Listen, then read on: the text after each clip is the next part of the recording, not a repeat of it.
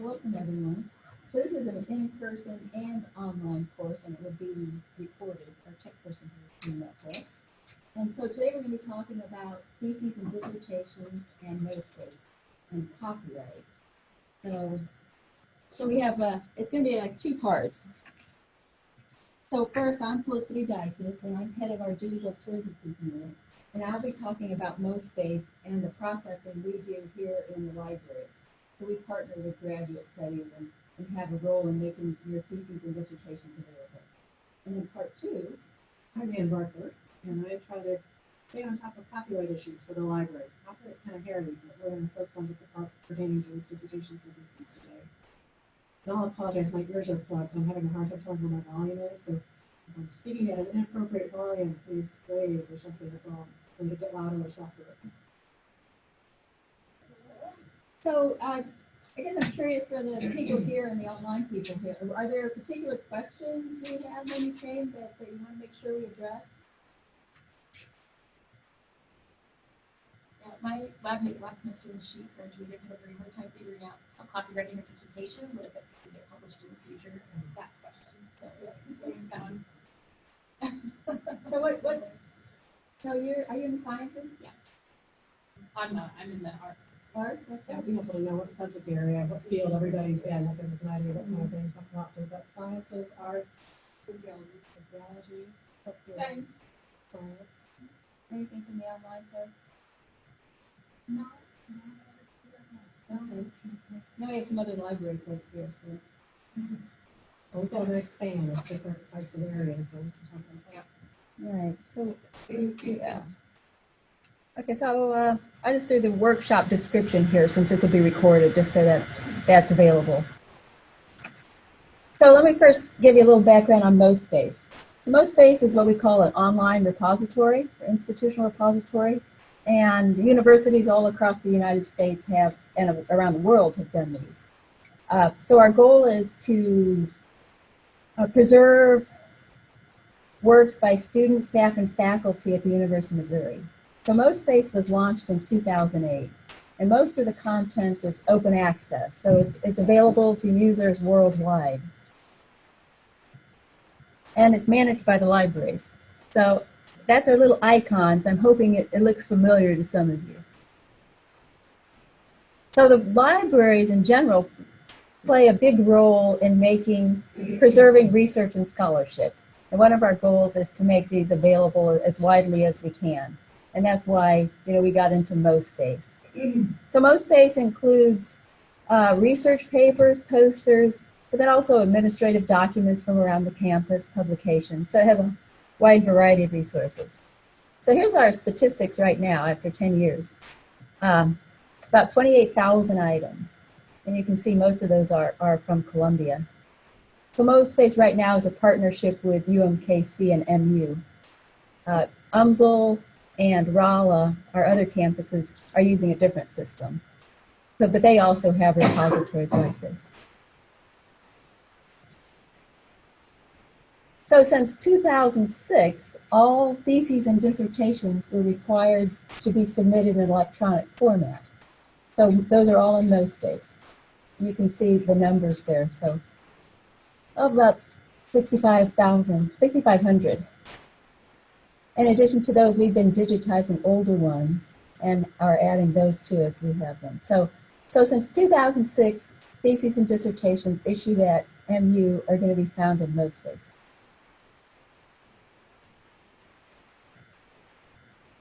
So we partner with graduate studies in making these available. So I just want to make sure it's clear who's doing what. So most of you are going to, all of you are going to be working with graduate studies to get your thesis or your dissertation completed. So they're going to do all the paperwork. They're the ones who do the approval process. You'll be giving your electronic files to them. Then they put those files on a shared server so that we can get them. And then we're going to be processing them, adding those to MOspace. In addition, we send the paperwork to ProQuest. So ProQuest will come to MOspace, download thesis or dissertation, and add it to the ProQuest database. So we take our instructions from graduate studies. So if any changes need to be made, I have to refer, if we get questions, refer it to them for any changes. We get our instructions, but we're the ones who make them available. We're the ones who are going to guarantee permanent access and promoting this. So here's kind of the simplified workflow. Graduate studies works with departments and students. They receive and process. I'm in the digital services department, so for the library, it's my department that's receiving these and processing them. So we're going to add those to MOspace, send the paperwork to ProQuest. And just to give you a heads up that, graduate studies, as soon as you graduate, they're still processing everything. So it could be 3 months or something before we even get the information here. So there's a delay before your thesis or dissertation is available in MOspace.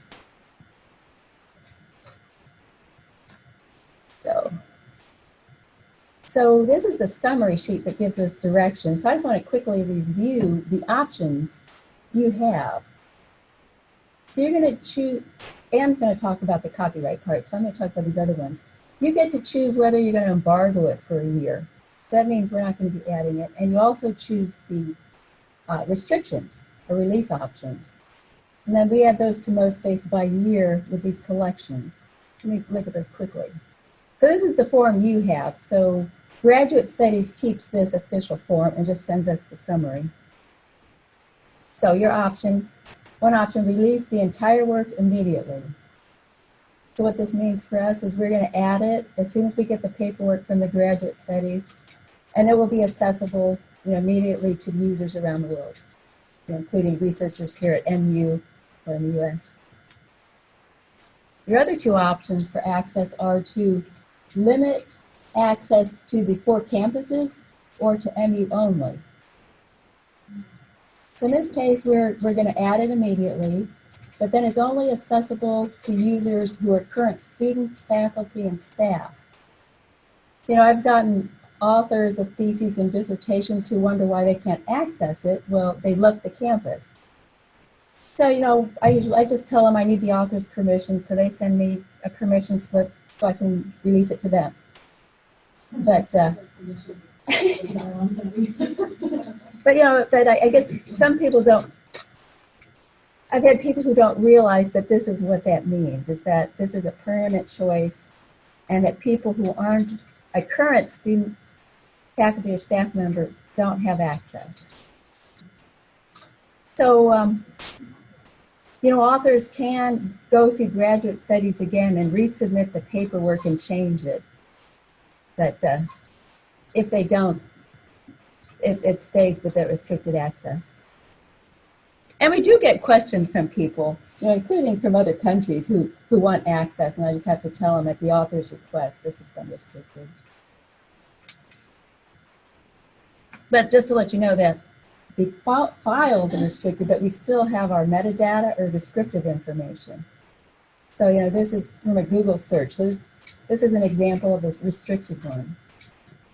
And we recently, where you see that blue arrow, we started adding these notes so it's really clear to users before they come here that the author's choice has been to restrict it. Is this typical, like this is how most universities do it, or is...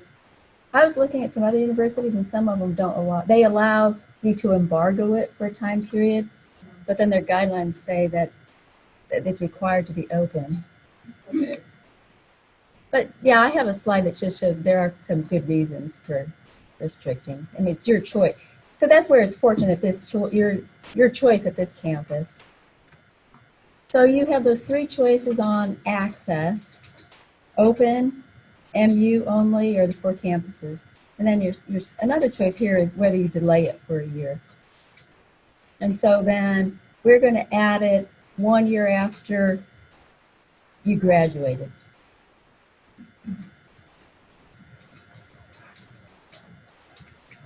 So there's lots of reasons, which you all have pointed out, why authors may choose to restrict their thesis or dissertation. You might have publishing plans.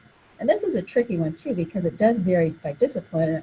I'm afraid I don't have your exact answers, because it may depend on the publisher, the particular journal and the discipline. So, you know, looking at research, there are some that say it makes a difference, and then there's some that says, well, it's been exaggerated.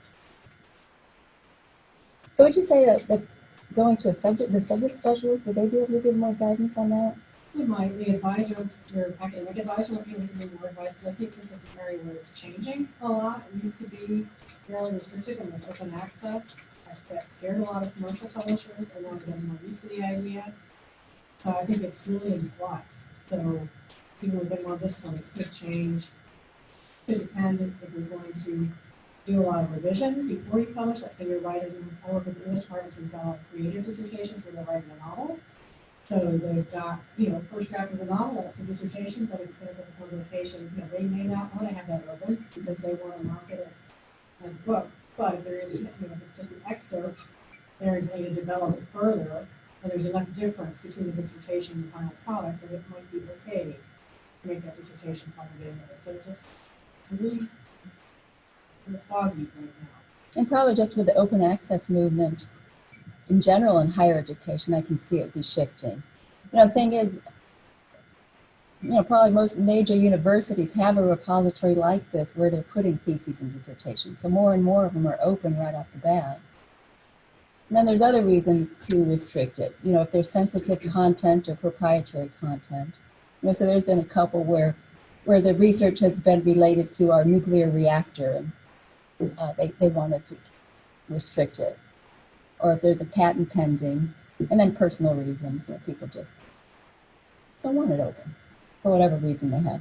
I realize the sound, and I'll be picking up from where I was sitting, so I was going to add this. You might want to think about the delayed release, because Right. that would give you a chance to explore the publishing options for a year and negotiate things and see how that's going to work, and then make it open at that point. And make Right. other arrangements at that point, because it could restrict at that point, right? If there isn't paperwork. Yeah. Yeah, so on the embargo, the form shows 1 year, but there are cases where students work with graduate studies and get a 2-year embargo. So if you really are thinking about publishing, you know, that 2-year window gives you a good stretch of time. So what is the impact of open versus restricted? You know, part of our title there was to help you promote your work. So this shows the big difference. On the left, it's freely available. That shows the all-time usage. Let's see. So you can see, let's see, I got the numbers here.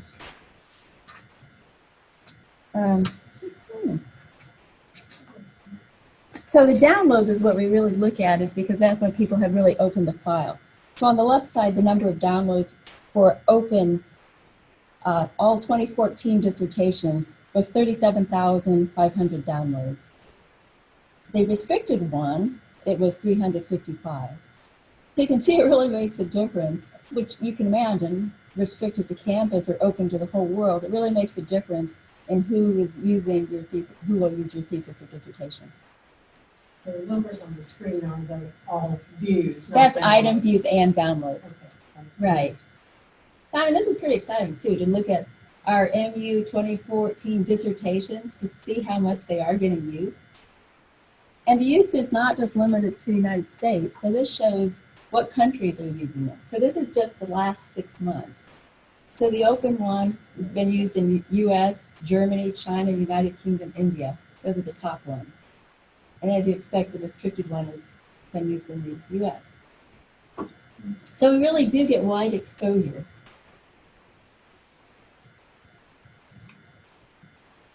And then just, we send the paperwork to ProQuest, but we only send it if it's open access or if you've made it available widely. So if you decide to restrict it, the information is not going to ProQuest. And then something to note here too is that ProQuest is a commercial firm, so they sell subscriptions to it. So the version in ProQuest won't be open access either. That's why it's kind of great that we have MOspace, where people really can get to it. But ProQuest, there's a plus there of getting into their thesis and dissertation index, which is widely used. So one of our goals is to increase access. So MOspace is full text searchable, and we add rich metadata or descriptive information. So we have the collections arranged by year, but also by department. So you can go to your department and see the dissertations that have been, theses and dissertations that have been published. MOspace is also crawled by Google, so people will find it that way. Metadata is harvested by other sites, and then we add information to some library sites, including our local catalog. And I have some examples to show you. So I was kind of excited. This is one from just December 2017. We added it, really from the summer. So it's already in Google Scholar. So we expect most of our users are finding these through Google. And then just a regular Google search, it shows up. So OATD is a database of open access theses and dissertations. So they harvest the metadata from MOspace, or so they get our descriptions and add it to their catalog. So this is available there too. Core is another, Core is focused on open access material. And so their goal is to aggregate all open access research from repositories and journals. So this is another place to do research, but our theses and dissertation information is here. And here's two library resources. So worldcat.org is a database of library holdings. So we put records for your theses and dissertations here too, just to make sure other libraries and others are accessing those. Share is a more recent project by Association for Research Libraries, AAU, and some others to create a database of research material. So we've joined Share, and this is another thesis that's been added to there. So this is another place. Share is a really ambitious project where they're hoping to get links to articles, data sets, theses, and dissertations. And so they are getting information from all different kinds of resources and aggregating them here. So it's just great that MOspace, we're participating in that. So one plus about MOspace is statistics that are available.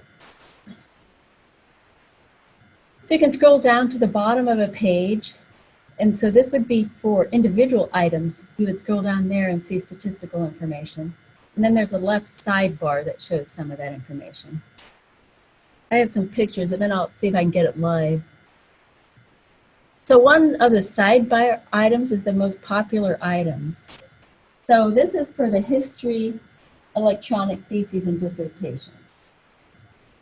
And this just shows some of the top ones by downloads and item views. So you can see that top one has been downloaded more than 4,000 times. So it's just kind of neat to go to MOspace. So this is on the public side, so you can look at these statistics yourself. Let me quickly get online here. So this is MOspace. So we separate our dissertations and theses, and then we have them by year. And so these older ones are ones we've digitized. But then for each year, again, we divide them by whether they're restricted or not. So I'm just going to go to a freely available one.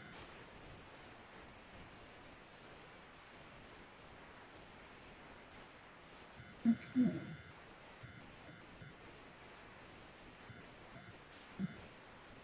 No, Gretchen? Yeah. Oh, that's exciting. Oh, great. So we're doing a lot in adding descriptive information, including the abstract.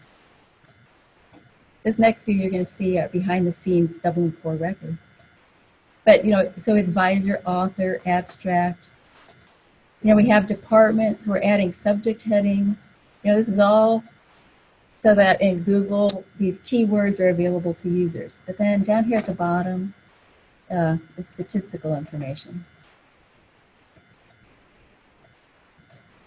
So for this particular one, all-time usage is 11 item views. So that's where you'll find the individual statistics. And then on the side here, this isn't for the individual one, but this is for the collection we're in. So you can see popular items, statistics by country, and then the statistics by refers, that's useful for us to see how people are getting to MOspace.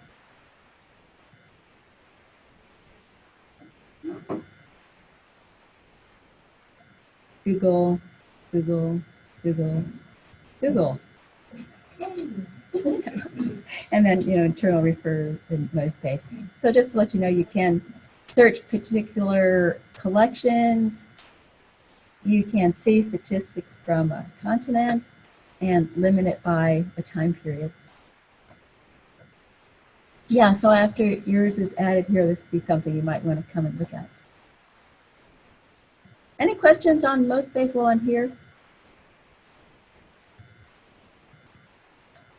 Okay.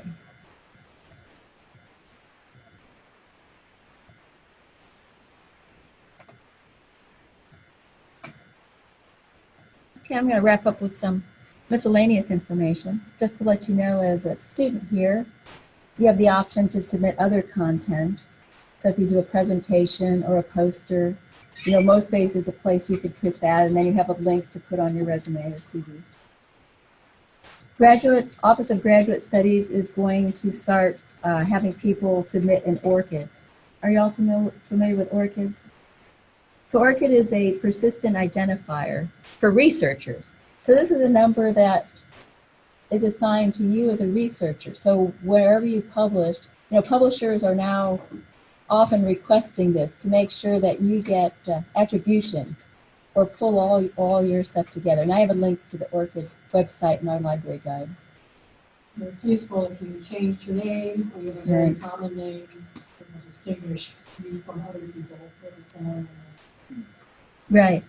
So ORCID stands for Open Researcher and Contributor ID.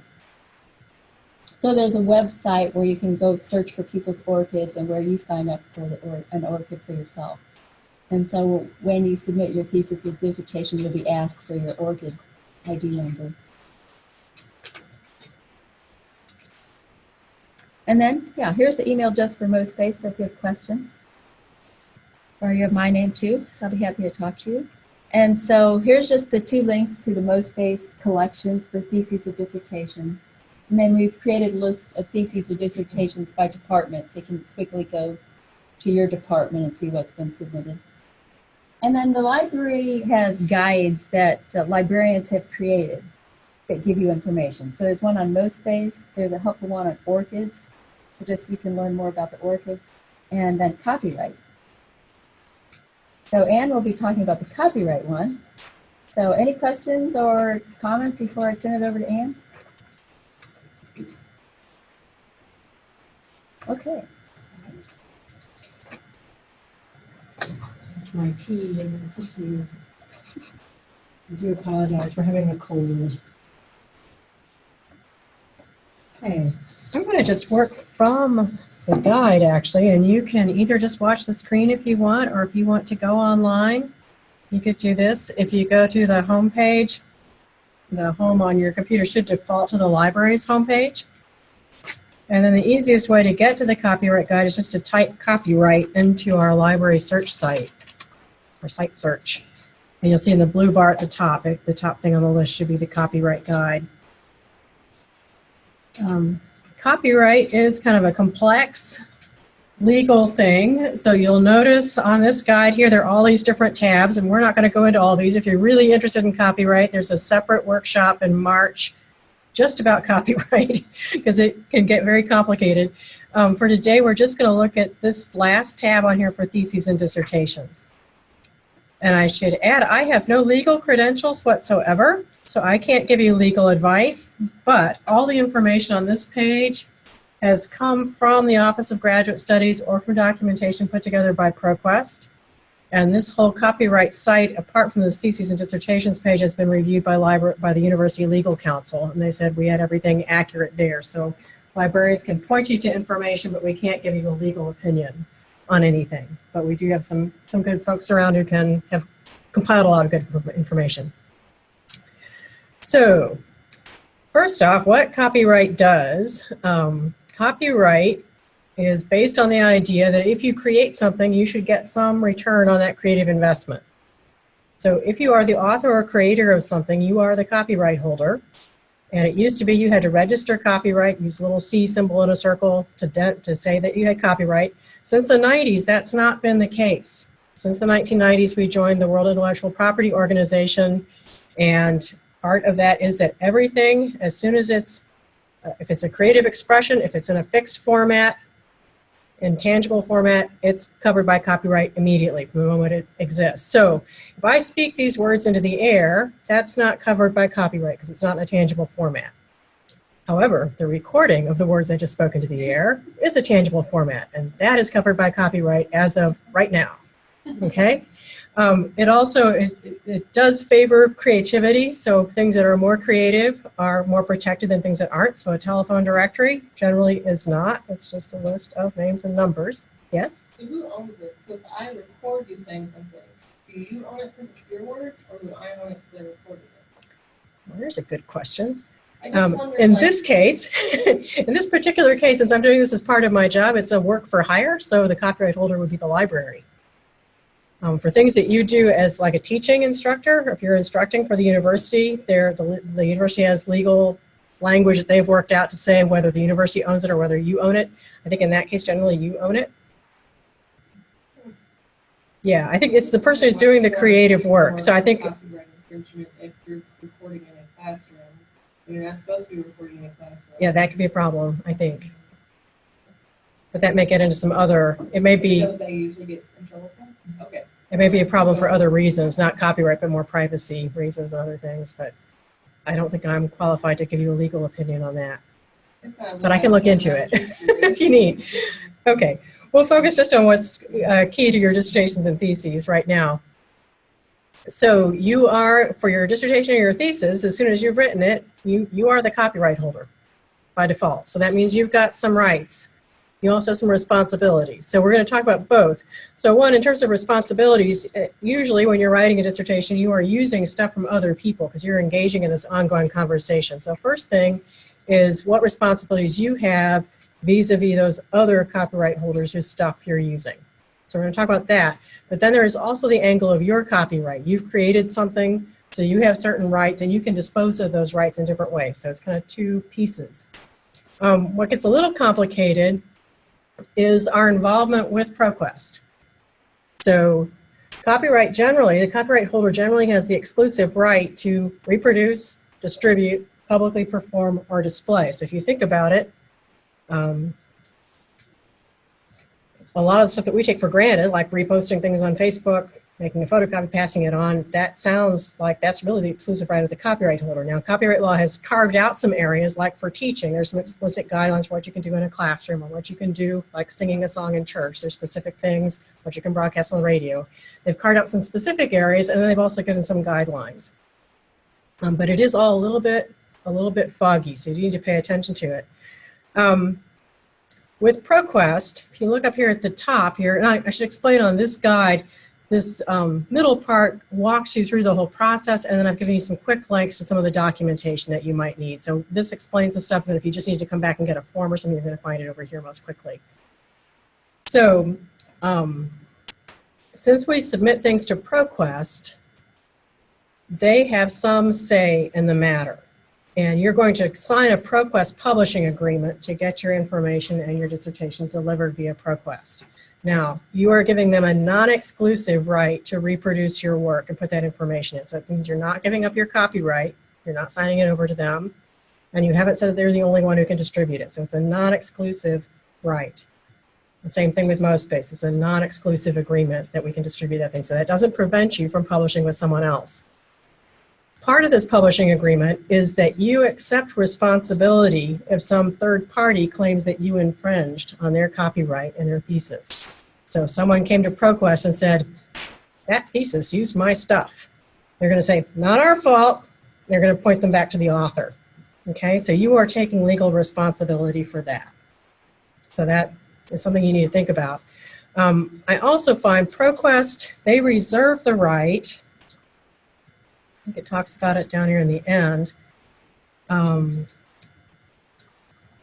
here it is. If they think you have not gotten the permissions you need to use something, they reserve the right to not distribute your dissertation. So they will pull it from their publishing program. So this concerns me a little bit in some areas, because there's some areas where I think it looks like it would be okay for people to use things, but ProQuest, because they want to be on the safe side, they may say, no, we don't want you to include that unless you get permission. And I've seen that come up with people who are wanting to publish journal articles too. I've worked mainly with humanities, so I've seen it like if people are writing something on art and they want to include an image of an artwork. To me, it looks like it's probably okay following the copyright guidelines, but the publishers, we won't publish that without getting permission. And I think it's just they're hyper concerned about liability. They're going to spread this information out to all the world. Everyone can see it pretty easily, so they want to be super careful. So I was going to say, yeah, in the paperwork we get from ProQuest, you know, it occasionally includes copies of letters that the author has gotten, you know, that indicate they have permission to put something in the dissertation. So the graduate study sends that to us, and we forward that on to ProQuest so that they have that, knowing that we got permission. I don't know if anybody has ever had problem. There's no one from graduate studies here, right? Ashley didn't make it. I don't know if they've gotten pushback. Someone has submitted something and ProQuest has gotten back to them and said, no, we won't include this. I'm not aware of that, but I am aware of people getting permissions where I thought maybe you really didn't need to, but they're being super careful. So, there are a couple of documents here that are handy. This one, copyright your dissertation or thesis, this is linked to from the ProQuest page, so they've endorsed it. It's written by Kenneth Cruz, who's one of my personal heroes. He's got both a Juris Doctor, so he's a lawyer, and he's also a librarian, and he's got a PhD, so he really knows this stuff. So he's really good in this area. So he's written this document here, which goes through some of the basics of what you might need to be concerned about. So there are a couple of things here. One is how old something is. Generally, things published prior to 1924, 23 are in the public domain, so it's okay to use them. Their copyright has gone long enough, they've gotten their return on the investment, they're done. After 1923, it gets iffy. It depends on whether they renewed the copyright or not, so that gets a little more complicated. He goes through the sorts of things you might need to be aware of. So very long quotations. Obviously in a dissertation you're probably going to have some quotations. If they're just short, it's just the amount you need to make the point and you're citing them correctly, it shouldn't be a problem. But if you're reproducing long quotations out of things, that starts crossing that boundary a little bit. Unpublished materials are more protected. So if you got a manuscript or letters because they haven't been published, the person creating them hasn't gotten their return on that, they're more protected. Anything that's more creative, like poetry, artwork, music, lyrics, I think because it's harder to separate the expression from the content, they're more protected. It's the expression that's protected. Anything from film, music, graphic works, computer software is often guided, protected by a license. So you have to look at the license requirements to see if it's okay. And then assume things on the internet are all covered by copyright. Even though you can download them for free, that doesn't mean they're not covered by copyright. Okay? One particular thing to be careful of, reproduced publications, and this applies even to things you authored yourself. So if you have already published an article and then you're republishing or reproducing that in your dissertation and adding to it, you might need to go back and look at the publishing agreement you had with the journal when you published it. Okay, and we're going to talk a little bit more about this with managing your copyright. Often, journals have a boilerplate agreement, and people just sign it. I have to sign this publishing agreement. I just go ahead and sign it without even reading it all that carefully. And sometimes in that, you are signing your copyright over to the journal. They would like that because it lets them do everything they want to do without having to ask you ever again. So it makes life easier for them. But if you have done that, and then you want to reuse your own article, it means you need to get permission from the publisher. Okay? So keep that in mind. We'll come back and talk about that a little bit more later. So any questions on the types of things you might need to worry about in terms of things you want to use in your dissertation? Okay, so those are the kinds of things. And then when you've got something that you're using, you need to kind of go through a process of thinking through it. So first, is it even covered by copyright? So if it's not an original work, it's not fixed, it's not tangible, then it's not covered. If it's in the public domain, the time has expired, that should be okay. If you click on any of these links, if you click on the public domain, like it takes you to the part of the guide that deals with public domain. And this can get quite complicated, but it walks you through the whole process. So I'm not going to go over that in detail now, but that will take you through. Another thing is if it's been published with a Creative Commons license. Since everything is by default covered by copyright now, some people would like to be proactive and say, I'm happy for people to use my work in different ways. So this Creative Commons licensing system has developed. If you click on this, there is both a collection of Creative Commons stuff you can search to find stuff, and then there are different types of licenses. And they use these different symbols. So some would say you can use this in any way you want as long as you cite it correctly. And you acknowledge me as the author. You can use this if you like as long as you share your own stuff in the same way. So there are all these different sorts of licenses. So sometimes that would give you some more leeway in doing this. Go back here. Then you can also do a fair use analysis. And this is again a product from Kenneth Cruz.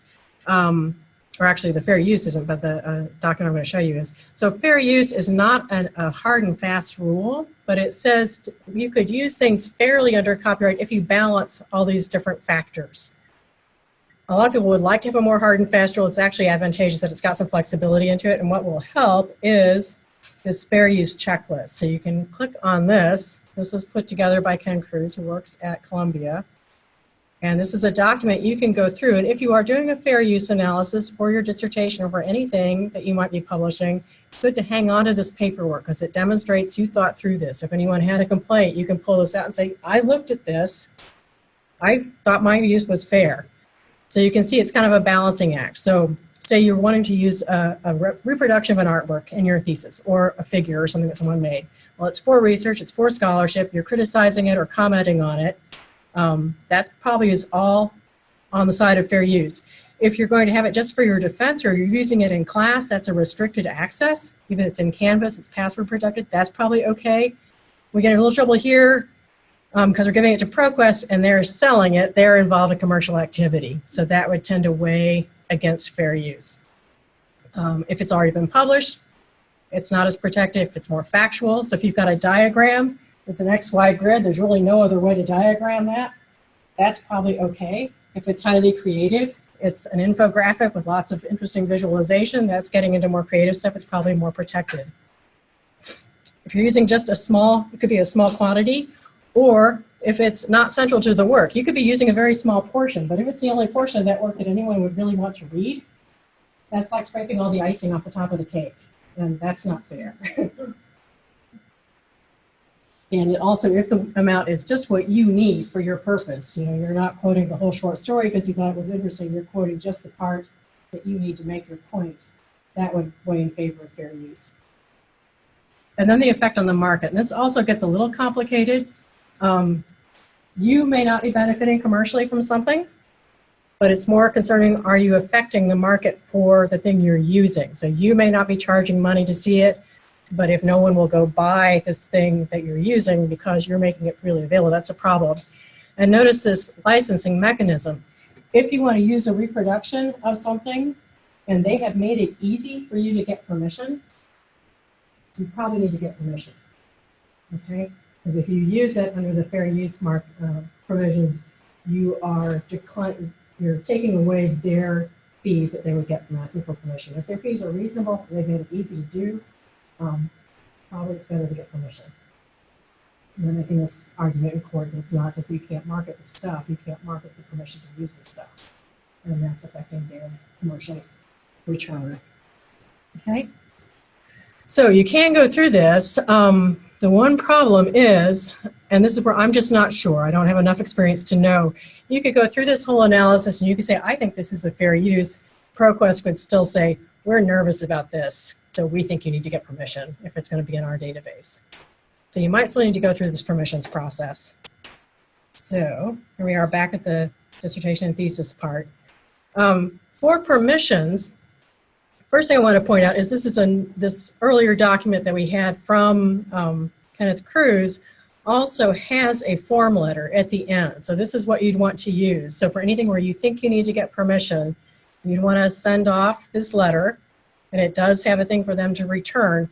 This form is for an individual. If the individual is the copyright holder, if it's going to a company, you'd want to replace that with this text here. So this explains to them who you are, what you want to use specifically, why you want to use it, where it's going to appear, and lets them make a decision whether they want to grant that permission or not. So you're going to want to hang on to all this information. So I think this is something to think about right from the beginning with your dissertation, is you need to be pretty organized. So, and certainly like maybe 2 months before you're ready to submit your dissertation, you're going to want to review to see any third-party materials you've used. Make sure you know who the copyright holder is. If you need to get permissions, take care of that. Keep track of all your requests for permission. Even if you don't hear back from them, it could be helpful if you can demonstrate, I sent this off on this date, I never heard back. You could still make an argument, well, it's okay to use it because I did due diligence. I made every effort I could to get permission. So you want to be sure to keep track of all of that. Okay. In the permissions process, again, if you click on this link, this can get a little bit hairy, but we are here to help you out with this. So this is one of the places I get involved with students often, is first you need to figure out who holds the copyright and where they are, how you can get in touch with them. Usually it will be the author of the work. But if it's something, if it's an article published in a journal, they may have given the right for saying it's okay to reproduce that to the journal, which in some ways is nice because they're a lot easier to contact. So you might need to look for any copyright information. It's usually close to the article. It might be in the front part of a journal or on the journal's website. If you reproduce like an image, it may be close to the image. Like if it's an online image or if it's an image in the slide library, like we've got the art store database, and it's got the rights information attached to each image so you can see who holds those rights. So that's one way to do it. The Copyright Office at the Library of Congress also maintains records if someone has registered their copyright, that's no longer required, but a lot of people do that, so that lets you know who holds the copyright to what. And then there are licensing agencies, so this also makes it a little bit easier since you don't have to track down individual addresses. So the main one is the Copyright Clearance Center. So a lot of journals and academic publishers contract with them to handle all the permissions. So if you click on their website, they've got a whole process for you to ask for permission. They'll tell you what the fees will be. The fees can vary because it depends on who holds the copyright. So I know we have to do this for interlibrary loan, and so you can tell me if I'm right. I think fees may vary from $10 or so up to $100 per article. So it can really vary quite a bit. The other thing you might want to think about is sometimes there are layers of copyright. So say you're looking at a journal article that has photographs in the article. The article copyright might be held by the journal, but the photographer may have retained the rights to the photographs. So if you want to reproduce both text and the photograph, you might be looking at 2 different layers. Or if it is something that was written by a freelance author, often the freelance authors retain their copyright.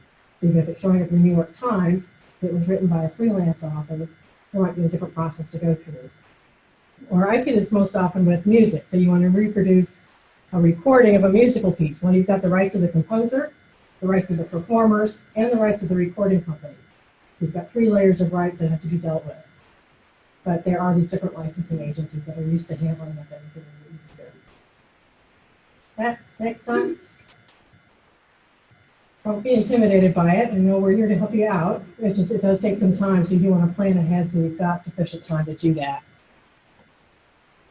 Okay, and the rest of this is more detailing what came from the document before. What did I miss? Yeah, you said, I have no more time. I know. I know. Do you know offhand about social media? Ooh, yeah. Her data is Let's social just media. say someone's whole entire dissertation is on social media. Wow. That is a really good question. I'm going to have to do some investigation on that. 'Cause you might want to start with the social media platform. And if the platform has any statement for people who are posting there that indicates, by posting here, you are assigning us the rights, then you would know it's the platform. If that's not the case, then it might be. I'm pretty sure that. Yeah. That is a really good question. I'll have to look into that further. I haven't looked them up yet. Do you know who in the law school is talking right now?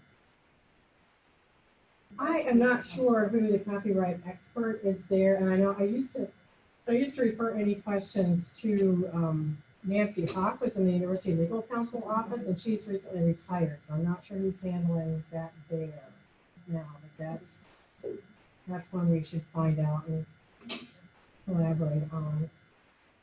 It's handy to do things through the University Legal Counsel at the system level, so it's nice if they answer a question. We know it pertains to all 4 campuses, so a lot of our copyright guide we did in conjunction with UMKC's library, so we know about it better at one time, so that made it a little bit easier to handle. But yeah, we should find that out. Okay. Another thing that I see come up with dissertations, you can see the Office of Graduate Studies does have provisions if you need to substitute something. So I've seen this come up a lot with images. So because your defense is a limited audience, often you can do things within that scope that you then don't want to do when it's going out into the wider world. So for example, I've seen with like art history dissertations, they might have a reproduction of the artwork in their dissertation for the defense. And then before it goes into MOspace or goes out to ProQuest, they take the images out and they just have a citation of the image where the image was. Or they have a permanent URL that points to where people can get that image and see it. So pointing to things with a URL is perfectly legitimate. You're just putting a signpost in. You're not reproducing or redistributing the work. You're just pointing people to the work. So that's not a copyright problem.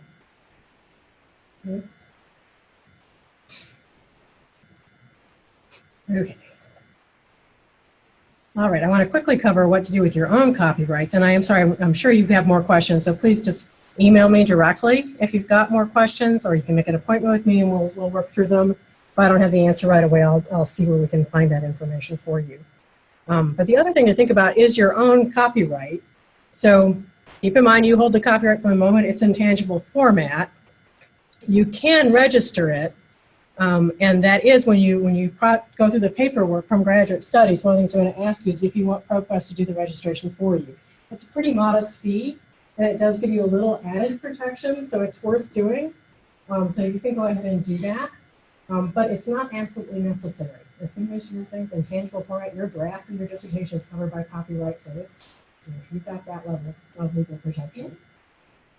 Now, other things you want to think about are how much you want to sign away. As I mentioned with ProQuest and with ETF or with MOspace, you're not actually signing away your copyright. You hold the copyright. You're just giving them the non-exclusive right to distribute it.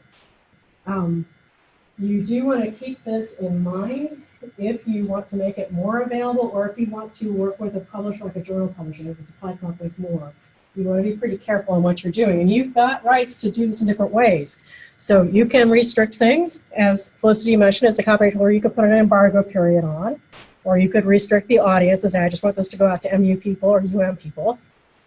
You could also attach a Creative Commons license yourself and say, you can use this in certain ways. So you can proactively grant permission so then people don't have to be contacting you to get permission.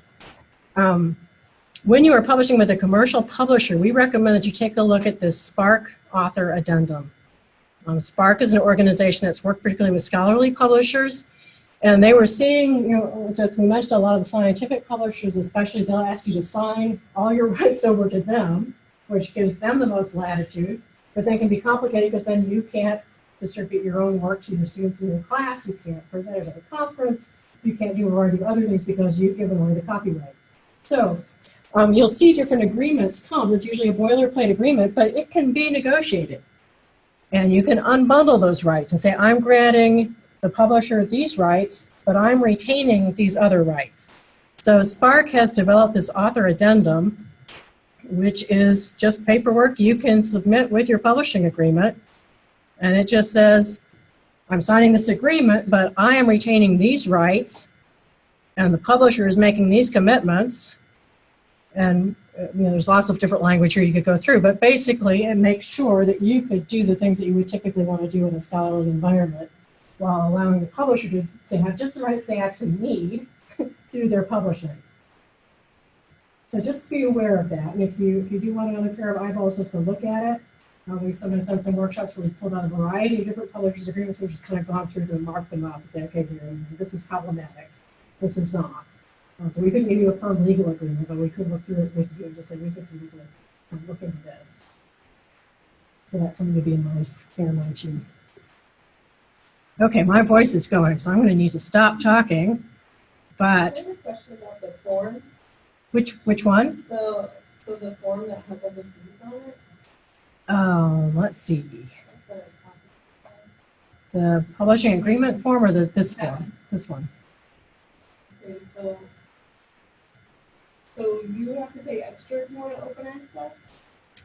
Yeah, that is typical for open access. The way the traditional publishing model works is that the readers don't pay anything, the author doesn't pay anything, the publisher assumes all the costs of publishing and distributing. So if the publisher is going to give it away for free, those costs still need to be covered. So typically the author assumes some of that cost for the publisher, so then the readers don't have to pay the cost. So if you wanted to restrict access to just the campus, you would pay the $65. I think that's just a processing fee. That's just for the labor of getting it in MOspace and for the grad school to process it and all that kind of thing. So ProQuest has started a new database of open access. And so that you could pay that fee and it immediately goes access. I didn't know it was on the form already. I'm so confused. So let's say I want to restrict it just to MU. Where's that form? I think this form is from the graduate school. So I'm assuming this is the graduate school fee, okay? And it also part of it pays fees that ProQuest is leveraging for us, right? Are you from the graduate school? Yeah. Oh, okay. I'm sorry. I'm looking at these. That's my understanding of that. Yeah. That processing fee will cover basic fees to go into ProQuest in the traditional way, which means you go into their commercial product that you will pay for. You go to MOspace unless you get some payment section for that.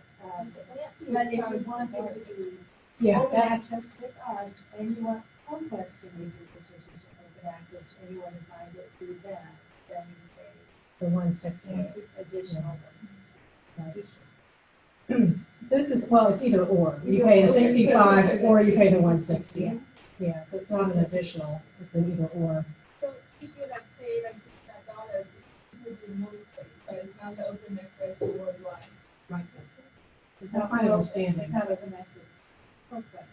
Right. Why, right? Right. Felicity? Right. Yeah, but MOspace it would still be open worldwide.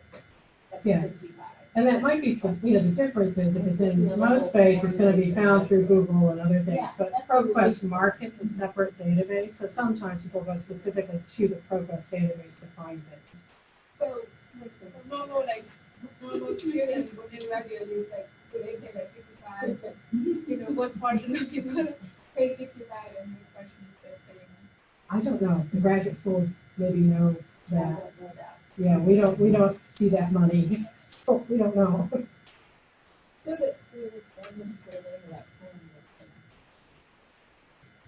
This form came straight from the graduate studies page. Now, I think I'm wondering if they are updating it, because I found a lot of the forms that they have been around for a year or two, and I think ProQuest may be changing their fee structure a little bit, so that this may be subject to change somewhat. But this is kind of where we are right now. So the other form is the electronic thesis and dissertation release. So that's the one where you get embargoes or restrictions. I just found, so if you go, you can register for the dissertation submissions course on Canvas, and all the stuff is there. That's Yeah.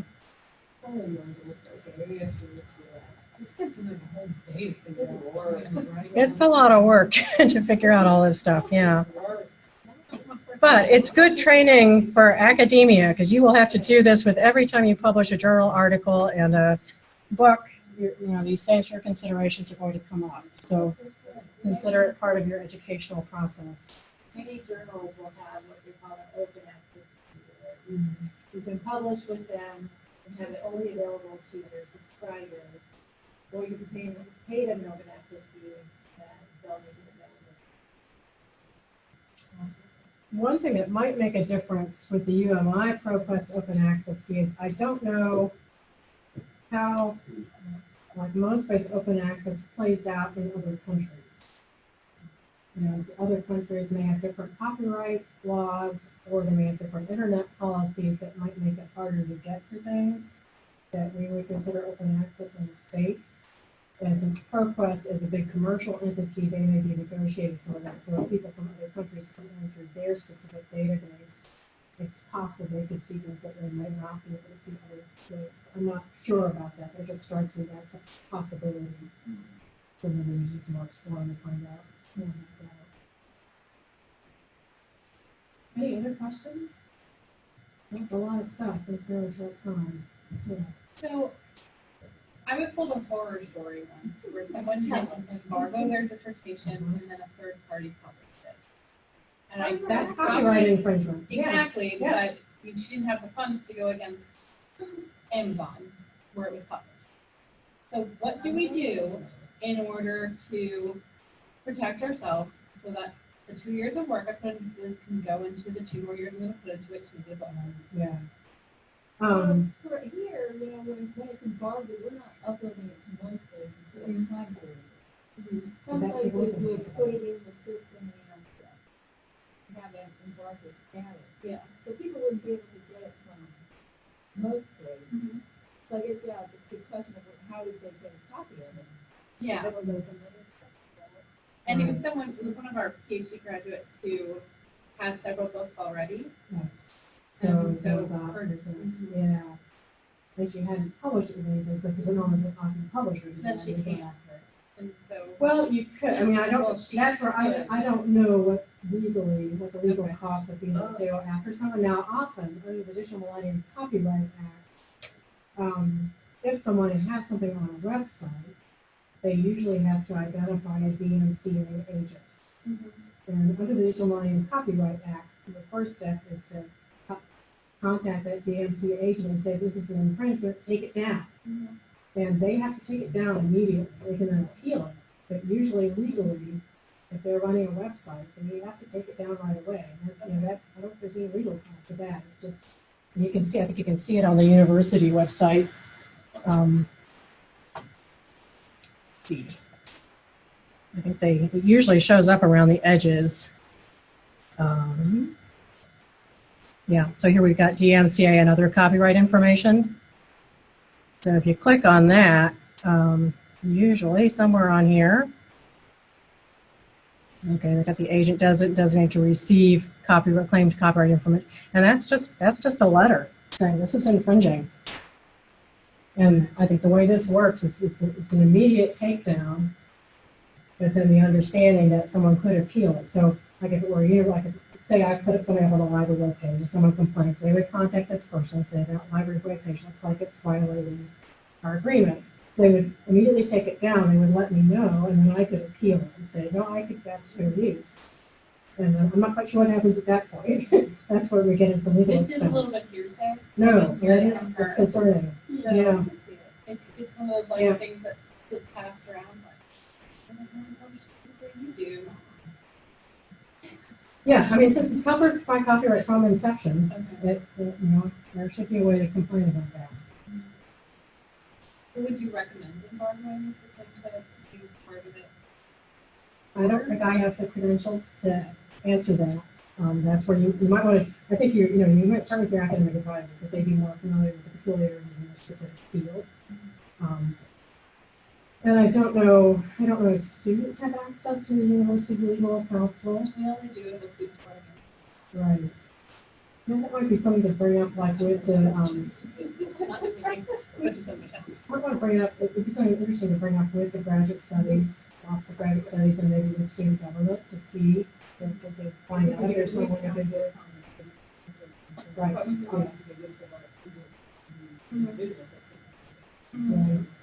Yeah. Right. Yeah. I think they'd be nice to do it. I think there are, and I'm sure there's someone in the law school who specializes in copyright issues, but they're probably doing it more from a research angle. So I'm not sure they would be apt to give legal advice or take a stand on it necessarily. Again, I look at it from that being legal. Yeah. Yeah. For the information. Right. Yeah. I additionally find out what if it was some sort of legal service that kind of. I have that information. I work in the office of Craig. Excellent. I just need that information, so I'm trying to figure out who does that. Okay. Yeah. Okay. Great. We should be in touch then. All right. Any other questions? Well, if things come up or occur to you, please get in touch with us. We'll see you need. We'll keep monitoring things and see if we can just add things. The guides are really easy to change and modify. Those will get more information we can add things to that. And if you do restrict, you can then lift. That's where you have to resubmit the paperwork to grant studies with an additional $65. Oh, man. Well, the restriction only lasts a year. No, the embargo. The embargo lasts a year. Oh, Oh, the the restriction, then you would have to. Okay, yeah. So I talked to the grant studies that did on my network. I said, can we give people a 3-year embargo and then open access? So that option isn't there yet. Like, people might choose it, embargo or restrict for 5 years and leave open. Yeah. So it's just good to go through all these different steps to get something like that through. Especially if you're looking to go into a temporary job. Mhm. That first 5 years is really crucial. But then after that, it's really nice to Yeah. have it available so people can see Yeah. what we've done. Right. I'm torn because I do believe in open access. I want Yeah, to protect you need to be myself. able to protect this as well. Yeah. I think, well, there's a certain amount of value to open access and making yourself known. Absolutely. Right. Physicians to help others. Exactly. So yeah, it's a tension. That has to be got through. This is something I may not be as clear on as I should be, but I think, in my mind, open access and copyright are kind of two separate things. So Yeah. open access, you're saying people can get to this without paying, but you're not getting out copyright.